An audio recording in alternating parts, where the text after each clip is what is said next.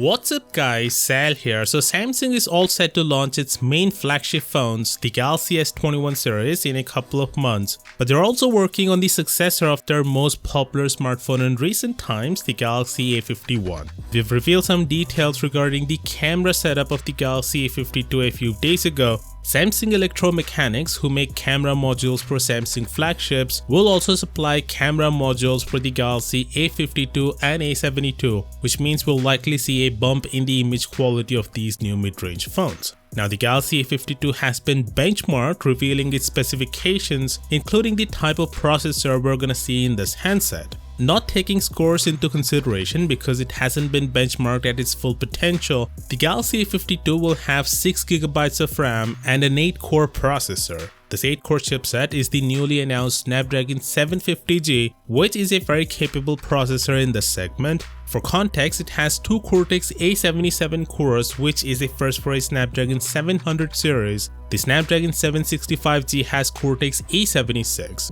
So CPU-wise, expect the Galaxy A52 to do marginally better than a Snapdragon 765 handset such as OnePlus Nord or Pixel 5. Now, I'm certain there will be a 4G LTE Galaxy A52 as well for markets where 5G isn't a thing yet or where it's not widespread yet. But since Samsung wants to hit that $399 number for the 4G variant, the processor will likely not be as powerful as the 755G. With that said, the Galaxy Club reveals the color options the A52 will be launched in. Those are black, white, blue, and orange hues. They've also revealed some camera information. We already know the A52 will have a quad camera setup just like its predecessor, but they've also revealed some camera specs. Those include a 64MP main camera and an 8MP macro camera. There's still no information about the other two sensors, but if I were to guess, those will be a wide-angle camera and a depth camera. The phone will have Android 11 right out of the box. There's no information about when Samsung is launching this handset,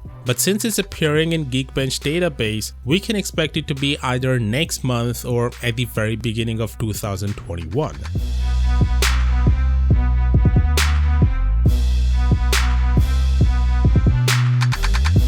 So we have data for the top selling smartphones in Q3 of this year, and unsurprisingly, Apple tops the chart with the iPhone 11 with 16 million sales in the last 3 months. So it makes the iPhone 11 the top selling phone for the 4th consecutive quarter. Of course, Apple has now released a successor, the iPhone 12, which means the iPhone 11 will soon lose its title of the world's best-selling smartphone. Anyway, the second most popular smartphone also belongs to Apple, the iPhone SE, a $400 phone that sold over 10 million units. Samsung is actually the most successful in the top 10 with 5 devices in the list, with handsets like A21s, A11 and A51 selling nearly 10 million units each. Xiaomi also makes the list with 3 devices at number 6, 7 and 8th position. Interestingly, none of the flagship devices from any company made the list, which shows demand for flagships is declining amid the pandemic and also due to their ridiculous prices. Of course, with that said, let me know what you think about this down in the comments. And as always, I'll see you tomorrow. Peace out.